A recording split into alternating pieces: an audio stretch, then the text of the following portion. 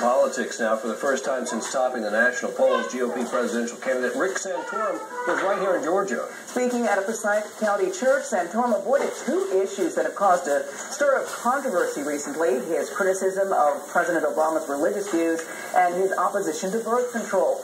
Fox 5's Chris Shaw was at the event. He's live in Control A with the details. Chris. Well, Deidre, a somewhat understated yet compelling Rick Santorum used the appearance to accuse President Obama of mishandling the economy and foreign policy. But most of his speech centered around what he described as the president's war against church and family, which is exactly what the large crowd wanted to hear. The McClure family were only 5 of the more than 3,000 people who took their seats in this Forsyth County church Sunday night, but their concerns were familiar to most. It's not America like it used to be. The Duluth family are evangelicals and describe themselves as very conservative, and they say they've watched their neighbors struggle to stay above water during the recession. You know, unemployment's there. I've got friends that are unemployed.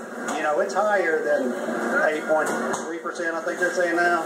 It sure seems higher than that. But what's really brought them to this church, to see former Pennsylvania Senator Rick Santorum speak, has more to do with the man than his campaign promises. I really had my focus on his family values, and just he seems genuine. His pro-life stand, that's very important to me. That's a big issue for me. It's something First Redeemer pastor Dr. Richard Lee echoed without endorsing Santorum. I think of all of the candidates, he's been the one that stayed the course and has not modified his stand. I think that's refreshing. It's also been somewhat controversial. His stance is against birth control and certain types of prenatal testing that often lead to abortions of children with Down syndrome or other hereditary diseases has drawn criticism from some who say independent voters will not support a candidate so far right on social issues. But these are the issues the McClures value, and Santorum did not let them down.